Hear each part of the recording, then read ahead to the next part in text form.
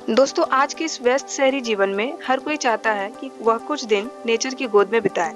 अगर आप भी ऐसा कुछ प्लान कर रहे हैं, तो नॉर्थ सिक्किम आपके लिए एक बेस्ट हॉलिडे डेस्टिनेशन साबित हो सकता है। बर्फों पहाड़ों की खूबसूरत वादियां और क्रिस्टल क्लियर नदियों का पानी आपको तरोताजा कर देगी। Zero point, Yumthang valley, Lachung, Gurudongmar lake और कटाओ, ये सारे ही प्लेस नॉर्थ सिक्किम में हैं। इनमें से किसी भी जगह जाने के लिए आपको सबसे पहले गैंगटॉक पहुंचना होगा। आप गैंगटॉक कैसे पहुंच सकते हैं और गैंगटॉक में कहां-कहां घूम सकते हैं, इसके ऊपर मैंने एक वीडियो ऑलरेडी बनाया हुआ है। अगर आपने अभी तक वो वीडियो नहीं देखा है, तो उसका लिंक मैं डिस्क्रिप्शन बॉक्स में दे देती हूँ, वहाँ से आप देख सकते हैं। दोस्तों, अगर आप जीरो पॉइंट, यामथांग और लाचुंग कवर करना चाहते हैं, तो 1 नाइट स्टे काफी है। लेकिन अगर आप गुरुदम्बा लेक और कटाओ भी देखना चाहते हैं, तो आपको 3 नाइट स्टे करना पड़ सकता है। गुरुदम्बर लेक एक बहुत ही खूबसूरत झील है और कटाओ को तो इंडिया का स्विट्जरलैंड भी कहा जाता है, तो आई बिलीव आप इन दोनों ही जगहों को बिल्कुल मिस नहीं करना चाहेंगे।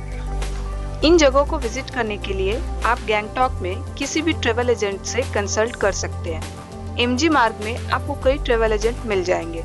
लगभग 4 से 5 हजार में आप अपना पूरा ट्रिप बुक कर सकते हैं। जीरो पॉइंट, कटाओ और गुरुदम्बा लेक के लिए ये आपसे थोड़ा एक्स्ट्रा चार्ज कर सकते हैं। ट्रेवल एजेंट मैं इसलिए सजेस्ट कर रही हूँ क्योंकि इन सारी जगहों को विजिट करने के लिए गैंगटॉक टूरिज्म ऑफिस से परमिट्स बनवाने होते हैं और लाचुंग और लाचेन के अलावा किसी भी जगह पे नाइट स्टे करने का ऑप्शन नहीं है। ट्रेवल एजेंट आपके लिए परमिट से लेकर होटल और फूड सभी की व्यवस्था करते हैं। परमिट बनवाने के लिए आपको अपना एक आईडी प्रूफ और 2 फोटो देनी पड़ती है। लाचुंग पहाड़ों की गोद में बसा हुआ एक छोटा सा गांव है जो गैंगटॉक से लगभग 118 किलोमीटर दूर है, लेकिन रोड कंडीशन अच्छी ना होने की वजह से यहाँ पहुँचने में 6 घंटे से भी ज्यादा वक्त लग जाता है। ज्यादातर लोग गैंगटॉक से डायरेक्ट लाचुंग जाकर नाइट स्टे करते हैं और अगले दिन जीरो पॉइंट या यामथांग के लिए निकलते हैं।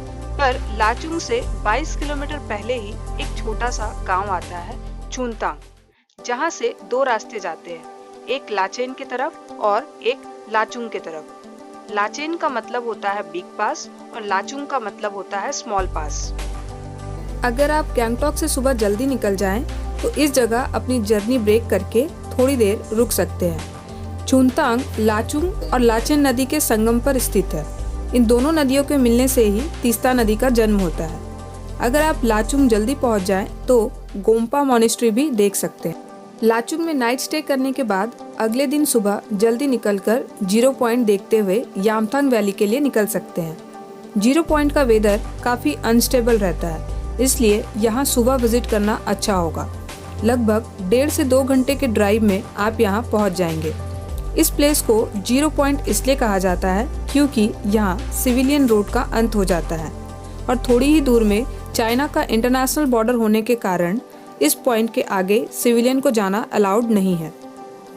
जीरो पॉइंट काफी हाई एल्टीट्यूड पर स्थित होने के कारण यहाँ हवा में ऑक्सीजन की मात्रा थोड़ी कम होती है, इसलिए ब्रीदिंग रिलेटेड प्रॉब्लम होने पर या तो इस प्लेस को स्किप करें या डॉक्टर द्वारा प्रिस्क्राइब्ड मेडिसिन लेने के बाद ही जाएं। मार्च एंड से जून का समय इस प्लेस को विजिट करने का बेस्ट टाइम होता है।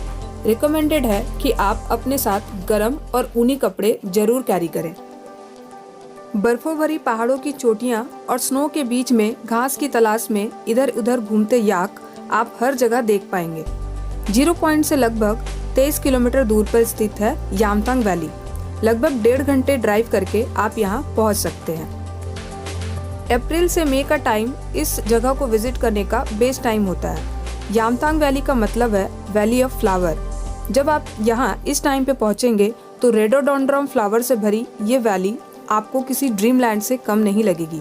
जितनी दूर आपकी नज़र जा सकती है, उतने दूर अलग अलग रंगों के और लगभग 38 प्रजातियों के खूबसूरत फूलों की चादर आपको पूरे वैली में देखने को मिलेंगी। यामथांग से थोड़ी ही दूर एक और अमेजिंग जगह है हॉट स्प्रिंग वाटर। ये सचमुच एक आश्चर्य की बात है कि इस विषम ठंडे जगह पर भी एक गर्म पानी का नेचुरल सोर्स है। इस पानी में एक अमेजिंग हीलिंग पावर होने के कारण इस पानी को आसपास में कई छोटी छोटी झोपड़ियां बनाकर एक पुल के जरिए वहां पहुंचाया जाता है, ताकि कोई विजिटर अगर हीलिंग बाथ लेना चाहे तो ले सके। थोड़ा वक्त यहाँ बिताने के बाद आप दोबारा होटल वापस आ सकते हैं। नाइट स्टे करने के बाद अगले दिन सुबह माउंट कटाव के लिए निकल सकते हैं। लाचुंग से कटाव लगभग 28 किलोमीटर दूर है और लगभग 1 घंटे में आप कटाव पहुंच जाएंगे। अगर आप एक स्नो लवर हैं तो यह जगह आपके लिए किसी हेवन से कम नहीं होगी। यहाँ आपको through out the year snow देखने को मिलेगा, लेकिन समर सीजन मतलब मार्च से जून में जाना ही यहाँ अच्छा होता है, क्योंकि ठंड के समय यहाँ बहुत ज़्यादा स्नो रहता है। एडवेंचर के लिए आप यहाँ स्नोबोर्डिंग या ट्रैकिंग भी कर सकते हैं। कटाव एक मिलिट्री बेस्ड एरिया होने के कारण यहाँ जाने का परमिशन आसानी से नहीं मिल पाता।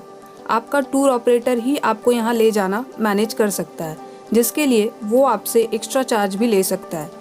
इतने तकलीफ के बाद भी कटाव विजिट करना आपके लिए एक लाइफ टाइम एक्सपीरियंस हो सकता है। कटाव सिक्किम के उन जगहों में से एक है जहाँ से आप प्रकृति की बहुत शानदार नज़ारे देख सकते हैं।